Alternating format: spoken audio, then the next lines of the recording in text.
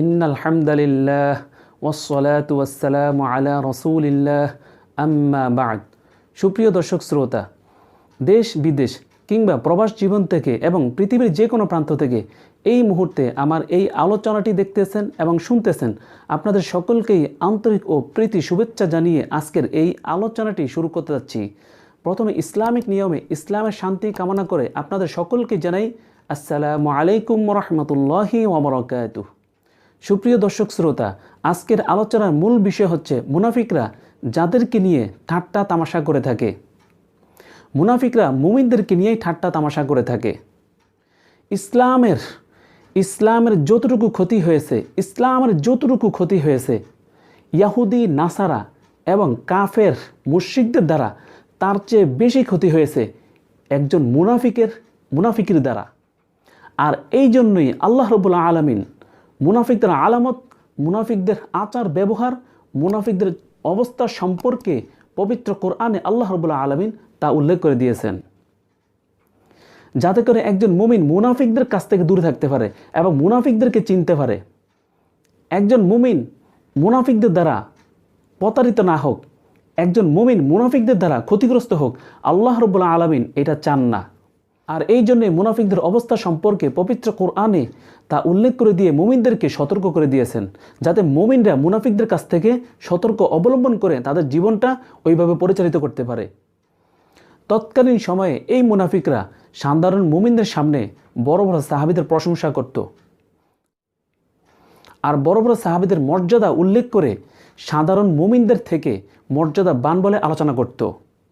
অথচ তাদের অন্তরে মুমিনদের জন্য সামান্যতম মর্যাদাবোধ ছিল না, বরং তাদের অন্তরে হিংসা বিদ্বেষ ভরপুরে ছিল এই সমস্ত মুনাফিকদের অন্তরে।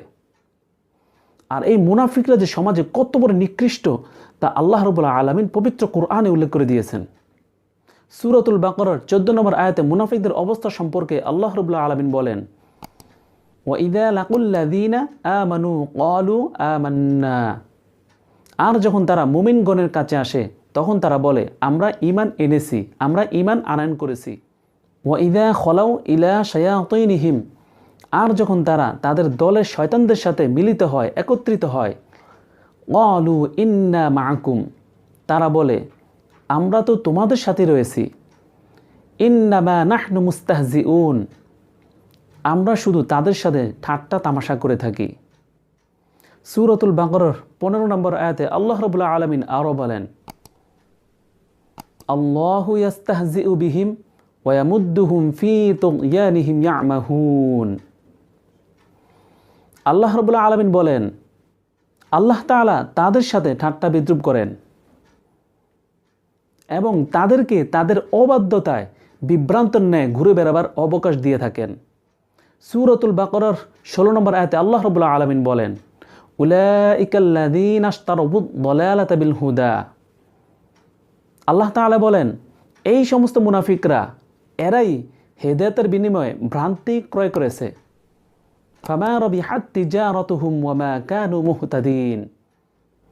সুতরাং তাদের ব্যবসা লাভজনক হয়নি এবং তারা সৎ পথেও পরিচালিত নয়। একজন মুমিন মুনাফিকের দ্বারা ক্ষতিগ্রস্ত হোক, একজন মুমিন মুনাফিকের কাছ থেকে দূরে থাকুক, একজন মুমিন মুনাফিকের দ্বারা পথভ্রষ্ট হয়ে যাক, এটা আল্লাহ রাব্বুল আলামিন চান না। আর এই কারণেই আল্লাহ রাব্বুল আলামিন পবিত্র কোরআনে মুনাফিকদের অবস্থা সম্পর্কে বর্ণনা করে দিয়ে মুমিনদেরকে সতর্ক করে দিয়েছেন, যাতে করে একজন মুমিন মুনাফিকের কাছ থেকে দূরে থাকতে পারে। সুপ্রিয় দর্শক শ্রোতা, আজকের এই আলোচনা থেকে আমরা এতক্ষণ যা শিখলাম, এর উপর আল্লাহ রাব্বুল আলামিন আমাদেরকে আমল করার এবং বুঝার সেই তৌফিক দান করুন, আমিন। সুপ্রিয় দর্শক শ্রোতা, আমার এই চ্যানেলটি হচ্ছে ইসলামিক একটি চ্যানেল এবং দিন প্রচারের জন্য একটি মাধ্যম। আর এই চ্যানেলটি হচ্ছে আপনাদেরই ভালোবাসার একটি চ্যানেল।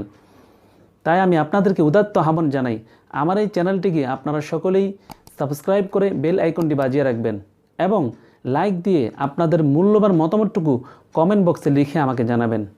আর ইসলাম প্রচারের জন্য, দিন প্রচারের জন্য এই ভিডিওটি আপনারা সকলেই আপনাদের যার যার স্থান থেকে আপনারা সকলেই বেশি বেশি করে শেয়ার করে অন্য ভাইদেরকে দেখার সেই সুযোগটুকু আপনারা করে দিবেন।